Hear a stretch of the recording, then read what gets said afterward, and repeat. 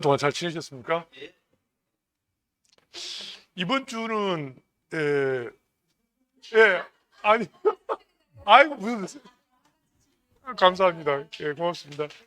아이고, 근데 아이고 뭘 학원 강사를 스승이라고 하기는 좀 그렇습니다만은 아무튼 감사합니다. 오늘은 어, 5.18 43주년이 있는 그런 주간이기도 하잖아요. 그래서 광주 사람들은 이제 5월만 되면 좀 몸살을 앓는 그런 시기도 한데, 그래도 광주 사람들이 좀 그 자긍심을 가져야 되는 이유 중에 하나가 뭐냐면, 5.18 항쟁 10일 동안 뭐 금융기관이라든가 금은방이라든가 슈퍼마켓 하나 어느 곳 한 곳도 털린 적이 없었거든요. 그래서 이 높은 시민의식을 갖고 있는 사람들이 광주 시민이다라고 하는 것에 대해서 자긍심을 가질 필요가 있다, 이렇게 생각이 됩니다. 물론 이제 당시에 광주 MBC가 이제 불에 타서 전소한 적은 전소는 아니면 불에 탄 적은 있었는데, 지금 MBC가 옛날에는 전남역 앞에 있었거든요. 근데 그때는 이제 광주 MBC가 물론 이제 신군부의 언론 통제 때문에 그래도 있었지만은, 길거리에서 시민들이 막 계속 죽어가는데 뉴스에 뭐라고 말했냐면 1명 죽었다고 나왔었거든요. 그러니까 시민들이 그 소리를 듣고 도저히 이해가 안 간 거죠. 그래서 이제 결국 이제 광주 MBC를 이제 그렇게 했던 일이 있었지만은, 어쨌든 광주 시민들만큼 그런 자랑스러운 역사를 가진 그런 도시도 별로 없다, 저는 이렇게 생각하고 있습니다.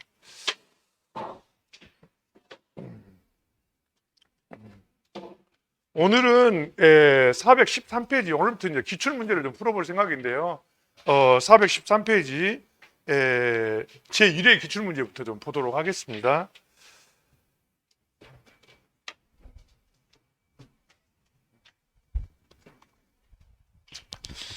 먼저 1번 문제 보겠습니다. 농업상 용도에 의한 작물의 분류로 옳지 않은 것이 어떤 것이냐라고 되어 있는데, 우리가 맨 처음에 작물을 분류할 때 크게 둘로 나눠서 분류했었어요. 작물을 일반 작물과 원예 작물로 이렇게 나눴는데, 이 일반 작물을 다시 이제 뭐 여러 가지로 또 나눴었죠. 용도에 따라서. 대표적인 것이 이제 벼와 보리 뭐 이런 것에 해당되는 식용 작물이냐, 아니면은 어떤 공업적인 이용에 사용되고 있는 공예 작물이냐, 그다음에 뭐 사료 작물이냐, 뭐 또는 뭐 비료로 쓰기 위한 녹비 작물이냐, 뭐 이렇게 여러 가지로 나눴었어요. 여러 가지로 나눴는데, 이제 공예 작물도 다시 뭐 이게 뭐 주로 기름을 짜기 위한 유료 작물이냐, 아니면 섬유 작물이냐, 뭐 방향 작물이냐. 방향 작물이란 말 기억나십니까?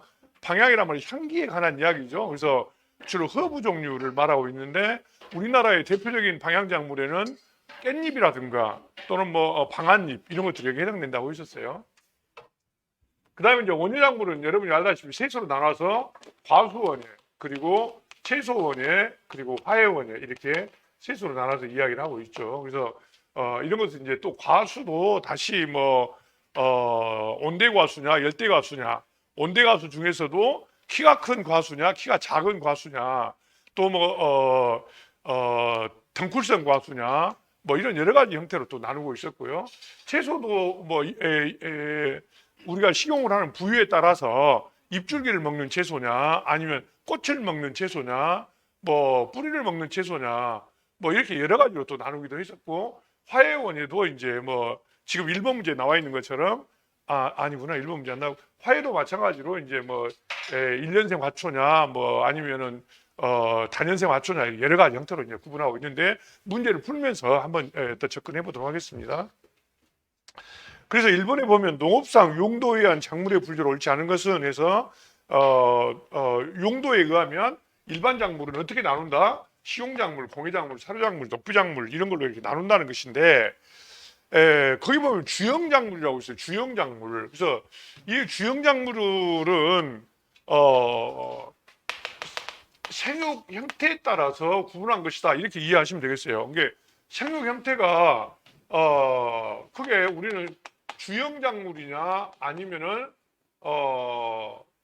주영작물의 상대되는 개념으로 우리가 뭐 포복형 작물 이렇게 이야기하잖아요. 그래서 주영작물과 포복형 작물은 어떤 차이가 있냐면 그림으로 그려보면은 벼라든가 보리 같이 이렇게 어떤 포기를 형성하고 있는 거, 이렇게 포기를 형성하고 있는 것을 우리가 주영작물이다 이렇게 이야기를 하고, 이게 주영작물은 한자로 쓰면 이 기둥주자를 쓰는 거예요. 기둥 모양의 형태를 가지고 있다라고 해서 이런 주영작물이다 이렇게 말하고 있고, 포복형 작물은 고구마 같은 경우죠. 고구마처럼 땅 위로 이렇게 쭉 걸어가는 거, 이런 작물들을 우리는 포복형 작물이다 이렇게 이야기하는 거잖아요. 그래서 이건 생육 형태에 따라서 나눈 것이지 용도에 따라서 나눈 것은 아니다 이렇게 이해하시면 될 것이고, 그 다음에 이제 이 작물을 분류하는 데 있어서 우리가 다시 한번 기억을 하고 넘어갈 것이 뭐냐면, 이 작물이라고 하는 것은 애초에 이 지상부하고 지하부하고 비율이 거의 일치했다는 이야기잖아요. 그래서 이걸 우리가 TRU라고 했었어요. 탑이냐 또 루트 이렇게 나눠서 이 지상부와 지하부가 거의 비슷하기 때문에 값이 1에 가깝다는 이야기잖아요.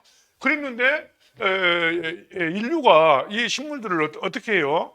이거를 이용 부위에 따라서 육종을 하게 되잖아요. 그래서 예를 들어서 무 같은 경우는 지상부는 조그만한데 지하부를 이렇게 크게 만든다든가, 배추 같은 경우는 지하부는 쬐깐하는데 지상부를 이렇게 크게 만든다든가 해서 원래는 이런 상태였었는데 이렇게 달라져 버린 거예요, 모양이. 그래서 이런 걸 뭐라고 말하고 있죠?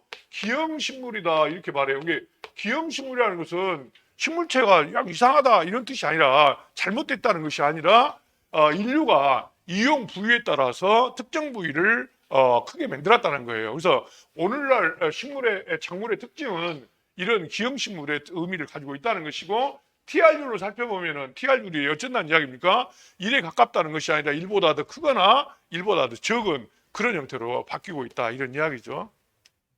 그러니까 혹시 문제가 이 기형식물에 있어서 TRU이 1에 가깝다 이런 답이 나오면은 그게 틀린 답이다 이런 이야기예요. 그래서 1에 가깝다가 아니라 1보다 크거나 1보다 아주 적거나 이렇게 이용 부위에 따라서 달라졌다 이런 이야기죠.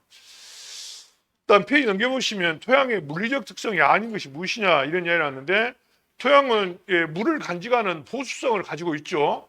어떻게 보수성을 가지고 있습니까? 토양 내에 공극이라고 하는 게 있죠. 공극. 그 토양 공극 속에는 무엇과 무엇이 있어요? 물과 공기가 들어있잖아요. 그래서 이걸 물이 들어있으면 액상이라고 하고 공기가 들어있으면 기상이다 이렇게 말하잖아요. 그래서 이런 거 보수성이라든가 또 비료를 간직하는 보비성 이런 것도 있었고, 그 다음에 공기가 유통되는 통기성이라든가 물 빠짐이 있는 배수성 이런 것들이 있는데, 여기서는 환원성이라는 말 나왔는데, 이 환원성은 물리적 특성이 아니고 토층이 분화되는 과정에서 나타나는 그런 거, 소위 토층이 산화층과 환원층으로 나눠지잖아요. 이때 토층 분화 과정에서 나타나고, 또 환원성은 물에 잠겨 있을 때만, 이 논농사 같이 물에 잠겨 있을 때만 환원성 토양이 되는 거죠. 또 물에 안 잠겨 있더라도 배수가 아주 불량해 가지고 습도가 아주 높은 그런 상태에서만 환원 토양이 나오는 것이지, 일반적인 토양에서는 이런 특성을 가지고 있지 않다 이런 이야기예요. 3번에 토양의 입단 파괴 요인이 나왔는데, 입단이 파괴되는 것들은 여러 가지가 있었습니다만은 지나치게 흙을 갈아엎는다든가 흙을 부순다든가 이런 것들을 입단 파괴 요인으로 보고 있습니다. 또 이런 거 외에도 이제 입단이 이제 겨울철에 지나치게 수축한다든가 또 지나치게 팽창한다든가 이런 수축과 팽창 과정에서 입단이 파괴될 수도 있고요.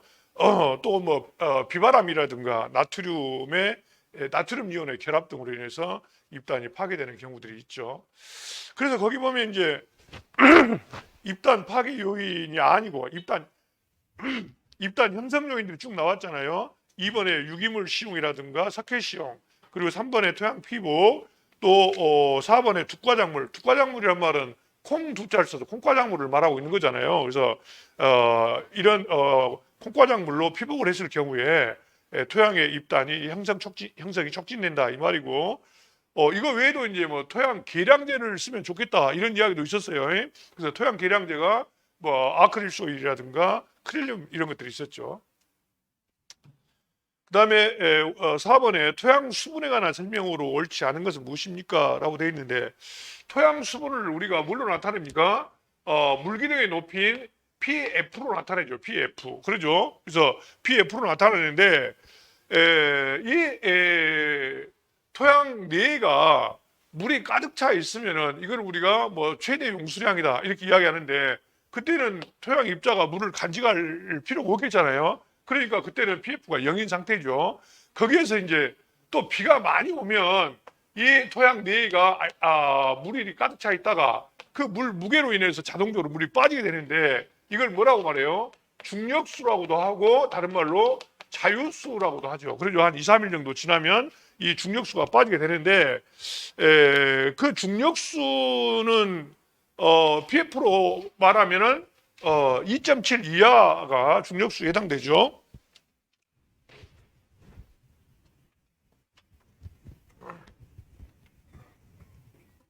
이 중력수는 PF로 말하면 2.7 이하인 경우가 중력수에 해당되겠습니다. 그 다음에 중력수보다 물이 빠지고 나서 식물체가 이용할 수 있는 그런 수분을 우리 뭐라고 말해요? 모관수라고 이야기죠. 모관수. 그래서 모관수는 2.7에서 얼마까지? 4.5까지를 보통 모관수라고 말하고 있고, 그 다음에 4.5에서 7까지를 우리는 다른 말로 흡습수라고도 말하고, 흡습수라는 말을 다른 말로 흡착수라고도 말을 해요. 똑같은 말인데 시험 문제에서 막 이렇게 섞어서 막 내잖아요. 그래서 여기서 말한 4.5에서 얼마까지? 7.0까지를 보통 흡습수라고 하고, 그 다음에 이제 이보다 더 강하게 전혀 열로 가열해도 떼어내지지 않는 그런 물을 뭐라고 말해요? 결합수라고 말하죠. 결합수. 그래서 이 결합수는 PF가 7.0 이상인 경우를 결합수다 이렇게 이야기하고 있죠. 그러면 이제 실제로 토양 내에서 식물체가 이용할 수 있는 물의 범위를 우리는 포장 용수량이다라고 이렇게 이야기하는데, 이 포장 용수량은 2.5에서 한 2.7 정도를 차지하고 있죠. PF로 말하면 이건 왜 이런 이야기를 하냐면, 이 모관수가 실제로 식물체가 이용하는 물이라고는 하지만 실제로 이용하는 범위는 이 정도 범위 내에서 이용이 된다는 거예요. 그러니까 이 4.5 가까이 가버리면 우리가 위조개수라는 걸 쓰죠. 위조개수. 그러니까 식물체가 이렇게 말라가는 상태예요. 너무 물이 적어서. 4.2 정도 되면은 초기 위조 상태가 됐다가 4.5 정도 되면 이형구 위조 상태로 바뀌거든요. 그러니까 실제로 포장 용수량은 2.5에서 2.7 정도로 지금 보는 거죠. 그래서 여기 보면 1번에 결합수는 식물이 흡수 이용할 수 없다라고 해서 이거를 결합수라고도 하고, 이걸 뭐라고 그래요? 이걸 다른 말로 화합수라고도 하죠. 화합수. 그러죠. 완전히 물의 토양 입자에 결합돼 가지고 식물체가 이용할 수 없다고 그래서 결합수, 다른 말로 화합수라고도 이렇게 이야기해요. 그래서 7.0 이상인 경우죠. 그 다음에 물은 수분 포텐셜이 높은 곳에서 낮은 곳으로 이동하죠. 그리고 중력수는 PF 7 정도 중력에 의해서 지하로 흡수되는 것이 아니라, 중력수는 얼마? 2.7 정도에서 지하로 물이 빠지는 경우라고 이야기했었잖아요. 2.7 이하. 그리고 토양 수분 장력은 토양 입자가 수분을 흡착해서 유지하려는 힘을 말하는데, 그 힘을 뭐라고 말한다? 다른 말로 PF라고 말한다. 이런 이야기잖아요. 그 다음에 5번에 다음 가로 안에 들어갈 내용을 순서적으로 옳게 나열한 것은 어떤 것이냐. 이 문제는 여러분들이 조금 혼동스러웠을지 모르겠어요. 왜 그러냐면 여러 가지 이야기를 중복적으로 물어보기도 하지만 또 안 해왔을 경우에는 접근하기 어려운 부분들이 있어서 그런데요. 거기에 우선 가로를 보겠어요. 식물의 생육이 가능한 온도를 무슨 온도라고 하냐는 거예요. 먼저 이거를 그 예문에 보면은 생육 저온과 유효 저온이 나왔어요. 생육 저온과 유효 저온. 그래서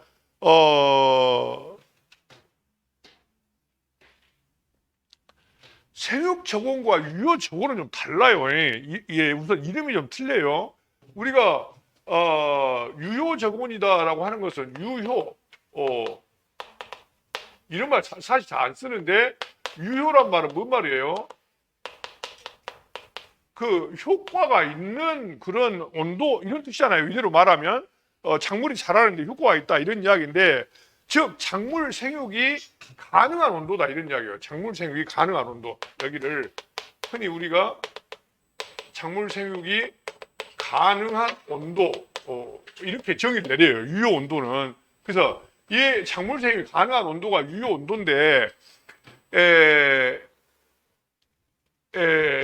유효 온도의 온도하고 저건 유효 온도 뭐 같은 말인데 이것과 약간 구분해 가지고 생장이 가장 잘 자라는 그런 온도.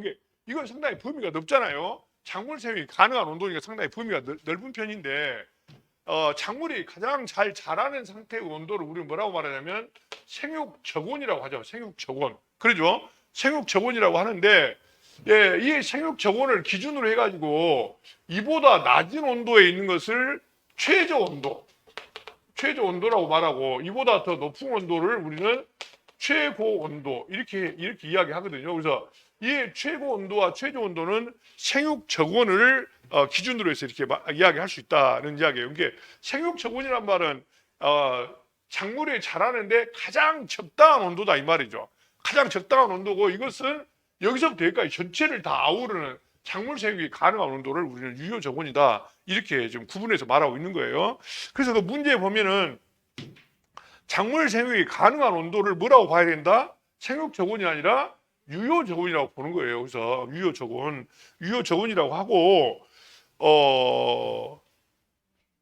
그다음에 배추라든가 양배추, 상추는 무슨 채소로 분류해야 되냐라고 되어 있는데 거기 예문에 보면 뭐가 나왔냐면 호온성과 호냉성 이 둘로 나누어져 있는 내용이 나와 있죠. 그래서 온도 적응성에 따라서 우리는 크게 둘로 나눠 가지고 호냉성이냐 그다음에 호온성이냐 이렇게 구분하잖아요. 온도 적응성. 이 온도 적응성이란 말은 무슨 뜻일까요? 어떤 이 좀 서늘한 온도에서 온도를 좋아하는 그런 작물이냐 그리고 따뜻한 온도를 좋아하는 작물이냐에 따라서 호온성과 호냉성으로 나누죠. 온도 적응성을. 그래서 대표적으로 호냉성 작물의 대표적인 것이 뭐가 있어요? 호냉성의 대표적인 것이 이제 여기 나와 있는 뭐 무라든가 배추 그리고 뭐 상추 뭐 이런 것들이 이제 채소에서는 해당되고 과수 같은 경우는 사과라든가 배 뭐 이런 것들이 이제 일반적으로 여기 해당되잖아요. 그다음에 이제 호온성 작물은 우리가 흔히 말하는 뭐 토마토라든가 가지, 토마토, 가지, 뭐 고추 또 뭐 있어요? 뭐 수박 이런 것들은 굉장히 따뜻한 온도에 잘 자라잖아요. 그래서 이런 것들은 이제 또 여기다 하나 더 넣는다면 여기 감자하고 고구마 차이가 있죠. 감자는 호냉성이라고 한다면 고구마는 호온성이다. 이렇게 이제 일반적으로 이렇게 이제 구분해요. 많이. 그리고 이제 과수도 마찬가지로 복숭아라든가 감 이런 것들은 대표적인 호온성 그런 과수들이에요. 그래서 이렇게 우리가 이제 크게 둘로 나누고 있는데 이걸 정확히 우리가 기억을 못 하겠잖아요. 기억을 다 정확히 못 하겠지만 일반적으로 이 봄 가을에 주로 자라는 작물들이 서늘한 기후에서 잘 자라잖아요. 이게 서늘한 기후에서 잘 자란다는 이야기는 뭐예요? 호냉성이다. 이렇게 우선 이해를 좀 해보시고 우리가 다 못 외운다 하더라도 그리고 무더운 여름철에 잘 자라는 작물들 이런 것들은 호온성이다 이런 식으로 구분하면 좋을 것 같아요. 복숭아나 감 같은 경우는 온도가 낮으면 바로 피해가 와버려요. 감나무 같은 거 바로 죽어버려요. 온도가 너무 낮으면은. 그리고 복숭아 같은 경우도 온도가 낮으면 바로 특히 이제 봄에 복숭아 꽃이 빨리 피잖아요. 근데 그 꽃이 피었을 때 온도가 낮으면 전부 다 수정이 안 돼 버려요. 그래갖고 피해가 많이 나는데 아침에 제가 뉴스 잠깐 보니까 우리나라 세종시에서 복숭아를 많이 재배한가 봐요. 근데 어떤 농부가 복숭아밭에 와서 뭐라고 말하냐면 올해 꽃이 8개인가 밖에 안 열렸다 한 그루에 복숭아 많이 열린 데는 막 1000개씩도 열리거든요. 나중에 여러분들이 현장에 나가가지고 저가하고 차가서 조사할 때 잘못 걸리면 1000개를 다 세야 돼요. 근데 1000개를 세기가 쉽지 않겠잖아요. 근데 그 옆에 농부가 가만히 앉아서 보고 있어요. 저 사람이 제대로 센가 안 센가 보고 있다가 다 셀 때쯤 되면 말해줘요. 이거 몇 개 열린지 아세요? 하고 잘 모르겠는데 한 1000개 정도 될 것 같은데요. 오면은 1100개입니다. 이렇게 알려줘요. 어떻게 알아요? 그 사람은 뭘로 합니까? 봉지를 갖고 알아요. 봉지. 그 한 그루에 봉지가 몇 개 들어갔는지. 복숭아는 봉지를 싸잖아요. 그게 그 한 그루에 봉지가 몇 개 들어갔는지를 가지고 알고 있어요. 대략 몇 개 정도 달려 있는지. 어쨌든 이 복숭아는 이런 대표적인 원대성이라고 하는 거 이렇게 구분해서 일단 이야기 좀 이해를 좀 해주시면 좋겠어요. 자, 거기 보면은 작물의 생육이 가능한 온도를 무슨 온도라고 한다? 유효 온도라고 한다. 생육 저온이라고 하는 것은 작물 생육이 가장 좋은 온도를 저온이라고 한다는 거잖아요. 배추, 양배추, 상추는 무슨 채소로 본다? 배추, 양배추, 상추는 호냉성 채소로 본다는 거잖아요. 예? 그리고 또 무슨 가로는 종자 때부터 저온에 감응하여 화합분화가 돼야 된다. 여기서 이제 좀 우리가 이해를 좀 약간 좀 애매한 문제인데 그 화합분화가 여기서 말하는 지금 그 화합분화는 뭘 말하고 있냐면 춘화 처리를 말하고 있어요. 춘화 처리. 그래서 춘화 처리를 우리가 영어로 버널리제이션이라고도 하잖아요.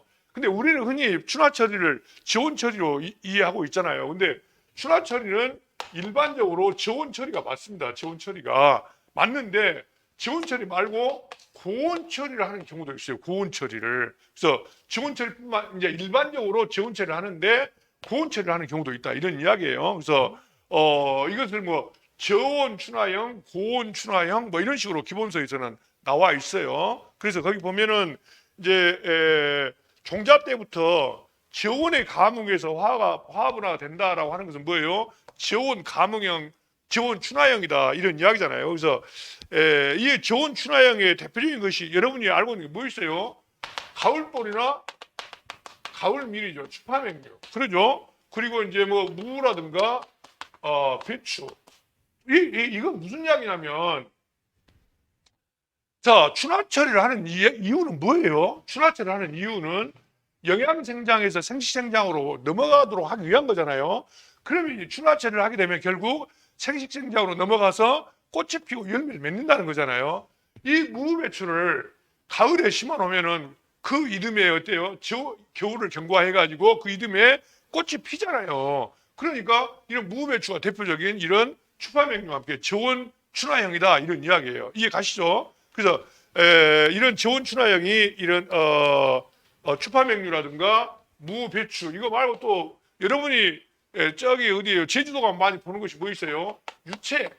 유채도 마찬가지잖아요. 유채를 가을에 심잖아요. 그러죠? 가을에 심어서 겨울을 넘겨가지고 그 이듬해 이제 봄에 꽃을 보는 거잖아요. 그래서 이런 것들은 이제 일반적으로 저온 춘화형이다 이런 이야기예요. 이것을 제외한 나머지 것들은 전부 다 고온 춘화형으로 볼 수가 있는데 고온 춘화형의 대표적인 것이 콩이 있어요. 콩하고 그 다음에 상추가 나오는데 이게 이제 헷갈린 거죠. 이 상추는 어디에 해당돼 있었어요? 호냉성 채소잖아요. 이게 호냉성이란 말은 서늘한 기후에 잘 자란다는 거예요. 그럼에도 불구하고 이 상추가 꽃을 피우려면은 어떻게 해야만이 꽃을 피운다는 거예요? 고온 처리를 하게 되면 꽃을 피우게 된다는 거예요. 물론 저온 처리해도 꽃이 피어져요. 이듬해 봄에 게 상추를 가을에 심어 가지고 그 이듬해 봄이 되면 꽃이 피는데 이것은 저온 처리가 아니라 뭐예요? 장일성 식물이기 때문에 그렇다 이 말이에요. 이게 상추는 대표적인 장일성 식물인데 문제는 뭐라고 되어 있어요? 종자 때부터라고 하는 이야기. 종자 때부터. 그러죠? 이게 이 종자를 저온에 감응시킨 것이냐 고온에 감응시킨 것이냐 이런 이야기거든요. 그래서 대표적으로 종자 때 저온에 감응해서 꽃이 피도록 하는 것을 뭐라고 한다? 우리는 저온 춘화형 식물이라고 하는데 대표적인 추파백류라든가 무, 배추, 유채 이런 것들이다 이런 이야기죠. 그래서 거기에 해당되는 것이 이제 배추가 지금 나와 있고 그다음에 고온 춘화형으로 상추가 나왔다는 거예요. 상추가. 그래서 이게 지금 여러 가지 문제를 섞어가지고 내놓으니까 영 혼동스러웠을 것 같아요. 그런데 객관식 문제는 어떻게 해야 돼요? 일단 이렇게 여러 개가 지문이 나오면 그 중에 맞는 것을 먼저 이렇게 연결해 놓고 나서 모르는 것은 이제 같이 이렇게 전체적으로 줄을 이렇게 묶어보면 답이 되는 경우가 많이 있거든요. 그래서 이런 문제가 나왔다 해서 처음부터 포기할 것이 아니고 좀 한번 이렇게 쭉 내가 아는 범위 내에서 가로에다 답을 넣어놓고 그리고 모르는 것을 이제 거기서 찾아가지고 넣는 이런 접근이 좀 필요하지 않을까 이런 생각이 들어갑니다.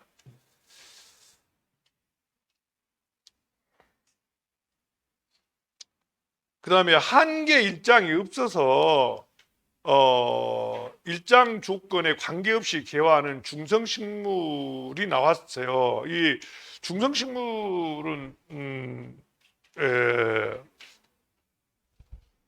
중성식물은 여러분이 기억하고 있죠? 중성식물 정도는 그러죠? 고강호, 토, 단가 뭐 이렇게도 제가 이야기하고 있었는데 고강호에서 고가 뭐예요? 고추, 강은 강남콩, 호는 호박, 또 토는 토마토, 그리고 당은 당근, 그러죠? 가는 가지 이런 거 있었잖아요. 그래서 우리가 흔히 이제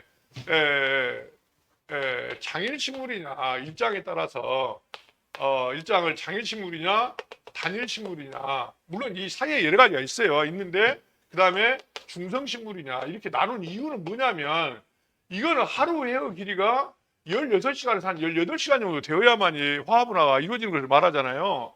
그리고 단일식물은 하루에 한 8시간에서 한 10시간 정도. 그러니까 계절별로 보면 이것은 봄, 여름이라고 보면 되겠고 단일은 언제예요? 가을에 꽃이 피고 열매를 맺는 걸 말하잖아요. 일반적으로. 근데 이 봄이고 가을이고 해가 길고 짧고 아무 관련이 없는 것을 뭐라고 한다? 우리는 중성식물이라고 한다. 이런 이야기예요. 그래서 이걸 문제에서 뭐라고 해요? 한계 일장이 없다고 말하는 거예요. 해우 길이가 짧아야 된다든가 길어야 된다든가 이런 것이 없다는 이야기잖아요. 그래서 이걸 중성식물이라고 하는데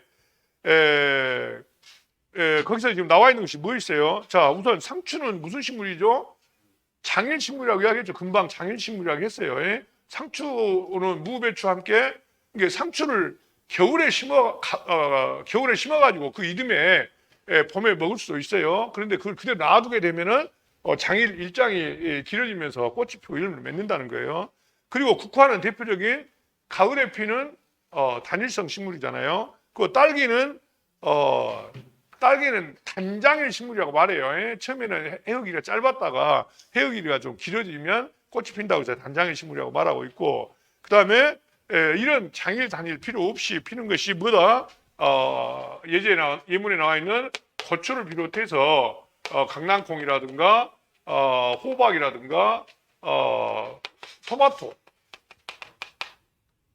그다음에 당근 뭐 가지 이런 것들이 이제 대표적인 중성식물이다 이런 이야기예요. 이것과 약간 좀 구분해야 될 것이 뭐 있냐면 중성식물이라는 말과 약간 구분해야 할 것이 뭐가 있냐면 중간식물이라는 말이 있어요. 또 중간식물. 그러죠? 이 중성식물과 중간식물은 전혀 같은 말이 아니에요. 이 중간식물을 다른 말로 뭐라고 말하고 있냐면 정일식물이다 이렇게 말해요. 정일식물. 이게 일장이 딱 정해졌다 이 말이잖아요. 일장이 딱 정해졌는데 몇 시간? 12시간이나 12시간 45분 정도 이렇게 딱 정해진 게 있어요. 이 범위 내에서만 이 정해진 일장에서만 꽃이 핀다라고 해서 정일식물이다 이렇게 말하는데 대표적인 것이 사탕무라는 것이 있죠. 사탕무. 그래서 사탕무가 아니라 사탕수수죠. 사탕수수. 그죠? 사탕수수가 있죠. 사탕수수 대표적으로. 사탕수수 뭐 F106인가 그 품종이 있는데 이런 것이 이제 있다 이렇게 이해하시면 될 것 같아요.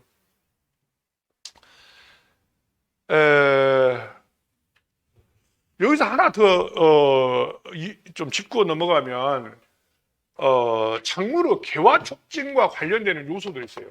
이 개화 촉진과 관련되는 요소들이 꽃이 피고 열매를 맺는데 결정적인 역할을 하는 게 뭐가 있어요? 지금 여기서 보고 있는 일장이라든가, 그러죠? 그 다음에 또 뭐 있어요? 여기 춘화철에서 이야기했던 온도라든가 이런 것들 있죠. 일장이나 온도. 이게 가장 대표적인 것이에요. 그러죠? 이거 말고도 또 이 개화 촉진과 관련되는 것이 호르몬이 있어요. 개화 촉진 호르몬 있죠. 생장 호르몬에서 뭐가 있어요? 지베렐린. 그렇죠. 이 지베렐린이라든가 또 하나 더 개화 촉진과 관계해서 하나 더 생각해 볼 수 있는 거 있을까요? 시엔율. 그렇죠. 시엔율. 그래서 탄수화물과 질소의 비율에 따라서 이 개화 촉진이 이루어진다. 이런 것들이 이제 개화 촉진과 관계된 요소들이다. 이렇게 이해하시면 되겠습니다. 그 다음에 7번에 식물의 종자가 발화한 후에 또는 줄기의 생장점이 발육하고 있을 때 일정 기간 저온을 거침으로써 화합분화가 형성되는 것을 뭐라고 하자? 춘화철이라고 하자. 자, 이 춘화철이 문제에서 우리가 문제에 나와 있는 것 중에서 우리가 좀 관심 있게 봐야 될 것이 뭐가 있냐면 이 춘화철이는 어디가 감응을 해야 한다는 것이에요. 춘화철의 감응 부위가 생장점이라는 거잖아요. 그래서 문제 생장점이 발효하고 있을 때라고 하는 거예요. 이게 이 춘화철의 감응 부위는 어디다? 생장점이다. 이것과 또 유사하게 이 춘화철이가 생장점이라고 한다면 이 일장은 어느 부위에서 감응하죠? 이파리죠. 성엽. 그리고 이 이파리가 감응 부위다라고 하는 거 같이 기억해 주시면 좋을 것 같고요.